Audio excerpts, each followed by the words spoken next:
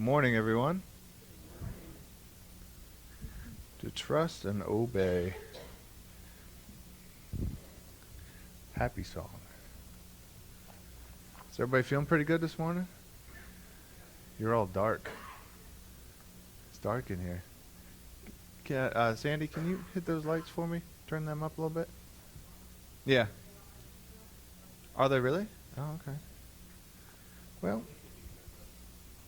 Okay. There we go. So, first thing we're going to look at is not in our bulletin. We're going to look at the title. Miss Kim is bringing that up right now.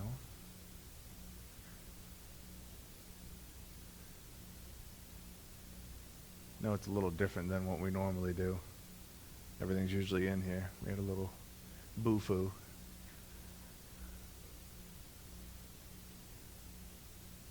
It's a really fun quote, though. It's simple, sweet, to the point, and something we can sometimes forget.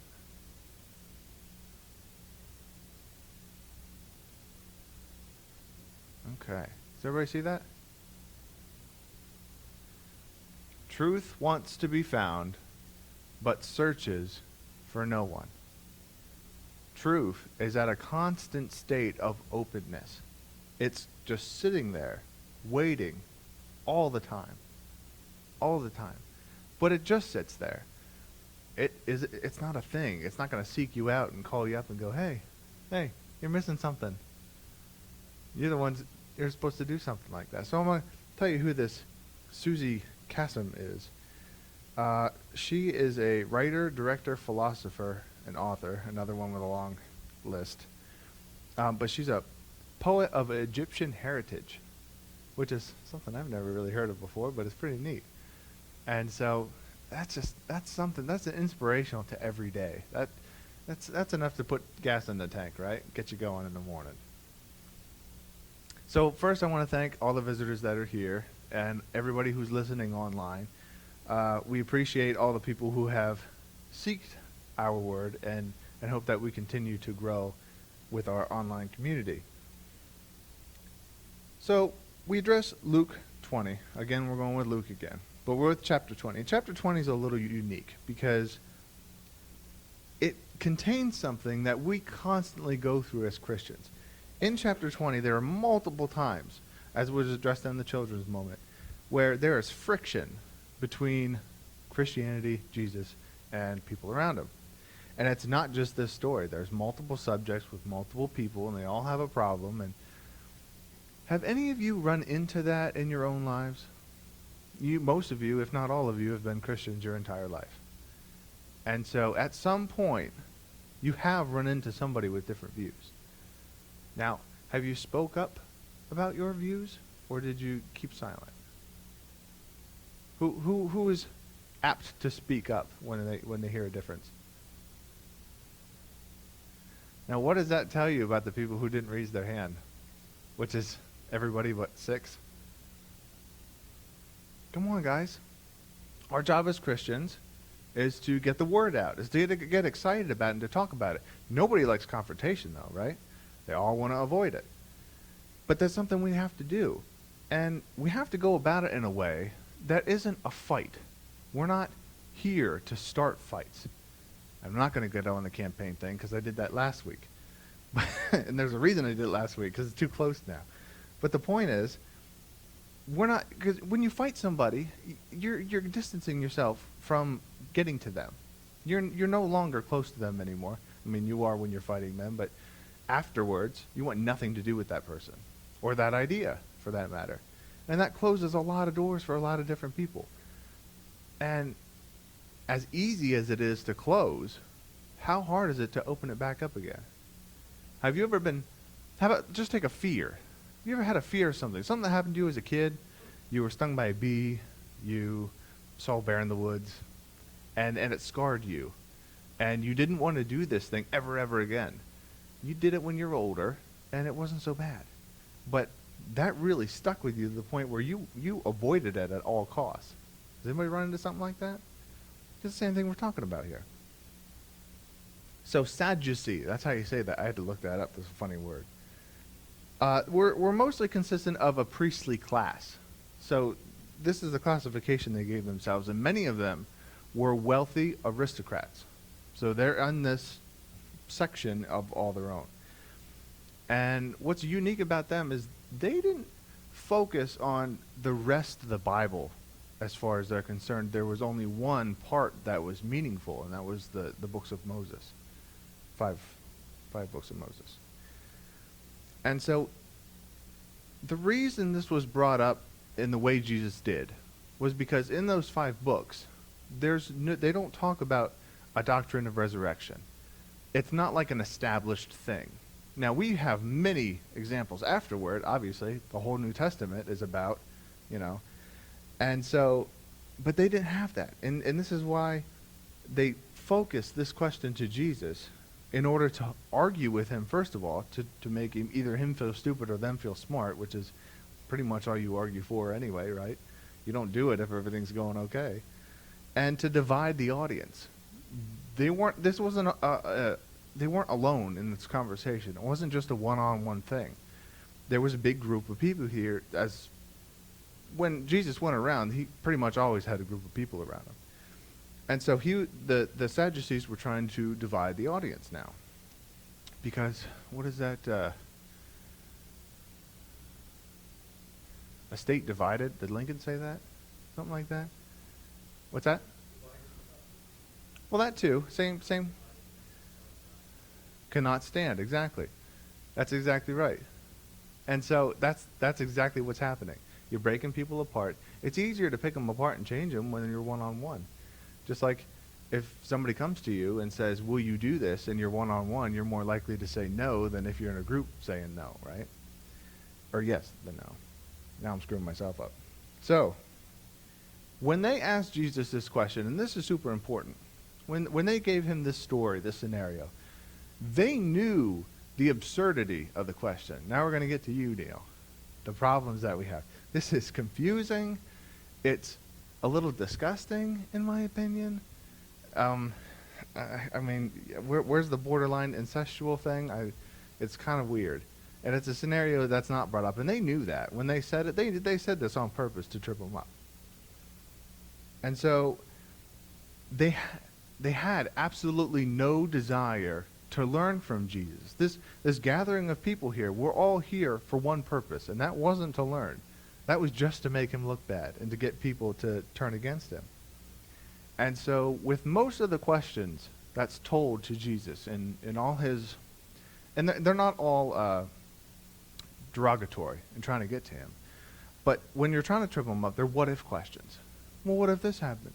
What if that happens? It's just like a little kid coming up to you and go, why? Why? Why? Can you ever end the conversation? No. You tell them to go away. Go play with your toys. That's exactly right. And so that's what they did. Well, what if this? What if that? What if this? They would just keep going. This was impactual, if that's a word, because of what we see at the end, and I'll reference it again. But it's not. We only go to 38, but at 40, it ends with, and no one dared ask him any more questions. Boom. That was it. Game over. So to take a string of questions, knowing there's no end, and make an end for it, oh, yeah, that'll hit you, right? So, they already had their answers and their views about Jesus made up in their minds. There was no education being wanted whatsoever. So, and I talked to you about this. Have you ever tried to teach somebody something?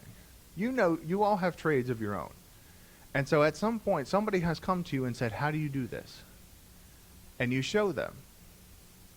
But as you're doing them, do you get this feeling that they're not paying attention to you? Or they're just looking at you? Or all the married couples in here, don't answer me because I don't want you to sleep on the couch. Have you ever been standing in front of the person you're married to, and it's just blank? It's going in one ear, out the other. You're not listening to a word that person's saying. Selective listening? Well, I don't want to put it that way because that means you're not doing it on purpose. But that's what's going on. It's going in one ear, out the other. There is no learning to be had whatsoever. Is that it? Is that built into the male chromosomes? Is that it? Okay. Oh, I'm not touching that. You're on your own. Nope. So we see, and this is such a great line, Jesus continually offers answers throughout the Bible that exposes the perverted intent of the content. He exposes what people are trying to trip him up doing. And that does a couple different things. So he answers their question with a question. Now, how often is that successful? What type of person can be receptive to something like that? If you have somebody who's headstrong and you don't answer them and ask your own question, what's that going to do to them? It's going to make them mad, isn't it? A little bit. And now we're going from mad, what happens next? They start fighting. That's a traditional stance, right? Pugilism, I think it's called. So, in Jesus' question, or answer, which is a question, there's two parts I want to point out. So, he brings up the inappropriateness of the question at hand because he addresses the pre and post lives that we're, going through. And so, try to follow me here. Marriage is an affirmation of life, right? It's when you've gone from single to married, you envelop this drive for life that you hadn't had before. Is that true? Even through all the fighting and differences, it's still something you feel, right? They kiss you on the cheek, you smile. Now, boys and girls smiled on that one, so I know you're listening. Good. And so, but here's the thing we have to grasp, that in death, marriage perpetuates the essence of life. Now, what does that mean? What does that mean? Well, my wonderful girlfriend came up with something. You all heard the vows, and most of you have said them. Till death do us part. What does that mean? What does that mean? I'm going to call upon the pastor right now. Put you on the spot, Roy. How many times have you said that? A bunch. And what does it mean? Do you think the couple knows what it means when they're saying it? Probably not. What do you think it means? Can I ask you that? All right. And this is the part that we're talking about, exactly. So death do you part, you're thinking, okay, we're married now. We're going to be married forever. We both die, hopefully go to the same place. That's the hope. Once we get up there, we're still together, right? Is that true? It's not. Now we're sad. Aw. Or relieved, depending on the how everything's going.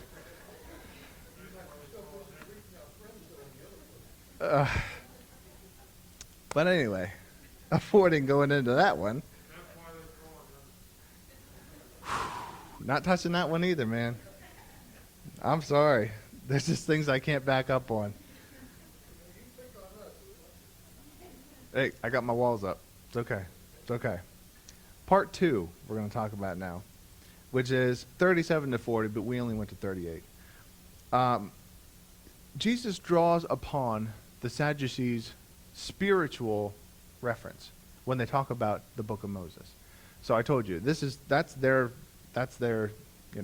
Bible. They just look at that, and they're not really open to much else. And so he addresses that. So we're looking at the duties of a man to his deceased brother, that when addressing that he is God for the living and the dead. And I will read that part so everybody knows what I'm talking about. And Moses clearly proves that the dead will be raised to life. In the passage about the burning bush, he speaks to the Lord as the God of Abraham and the God of Isaac and the God of Jacob. This means that he is the God of the living, not of the dead. We are all alive to him. So in this, we reference the burning bush. Everybody knows that story, right? That's a pretty common story. And this is why Jesus used it, because it's one of the main ones, and it hits home. In that story, a declaration is made that says, I am God. Now, what does that mean? I exclaimed the important part of that sentence. What's the important part? Am God. I was God. I will be God. No, I am God. He's alive. Right now, he's alive. It's not dead, game over, and you move on. He's alive. He's here right now. And this is something they had to proclaim. So he's now told the Sadducees how there is proof of resurrection because God is living right now. Oh, geez, can't do that. I'm going to knock everything over.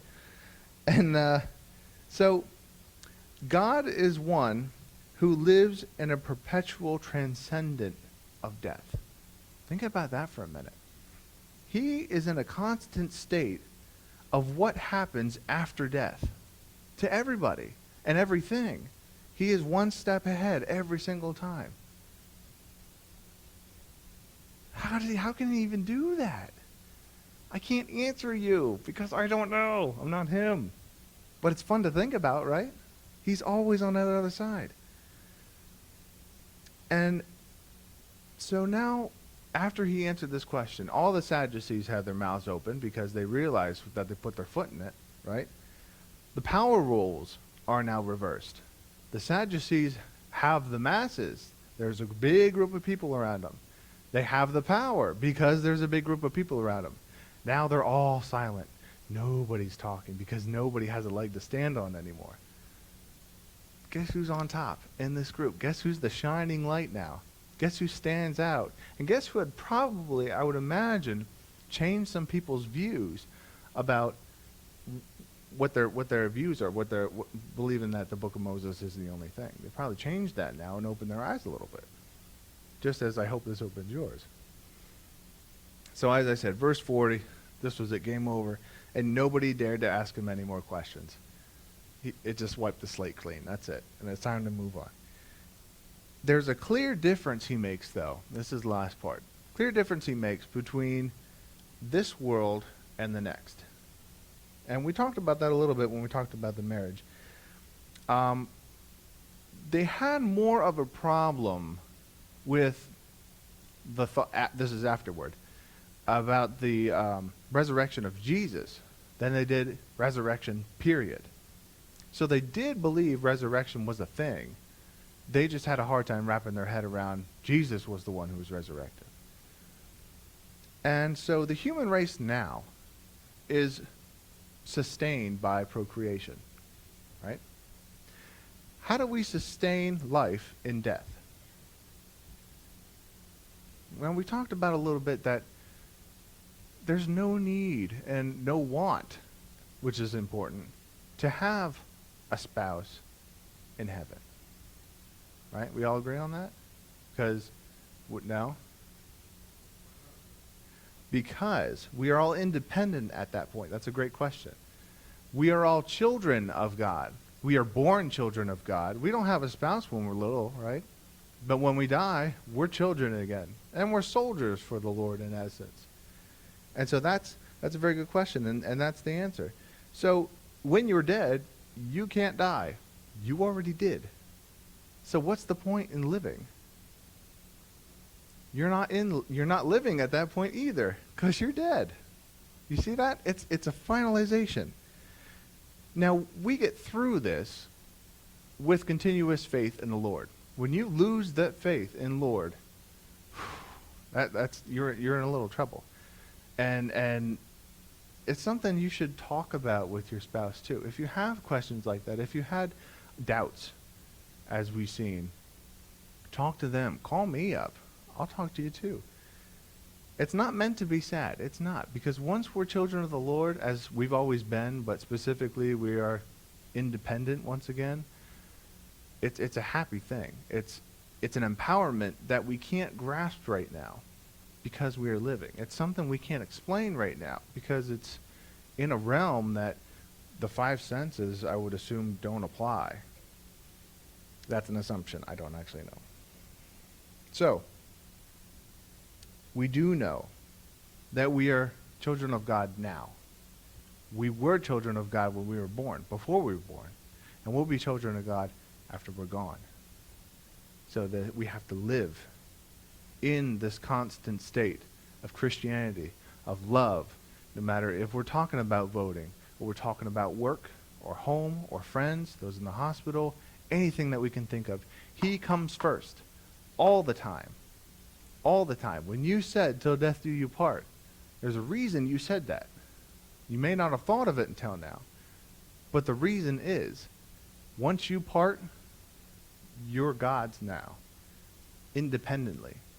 But together, that contract stays. You guys need to help each other. Be there for each other. Pray with each other. When you have a problem, it's not usually just enough to vent about it or hold it in, which is way worse. Get it out. You don't want to explode. Talk about it. Pray about it. That's huge. You always have to pray. We talked about the mental text messages. It doesn't matter how small, how big something is. When you pray in numbers, there's strength in numbers, just like we talked about the Sadducees, right? So use that strength to your advantage. Feel better as you go through life, and everything's going to be just fine. Amen.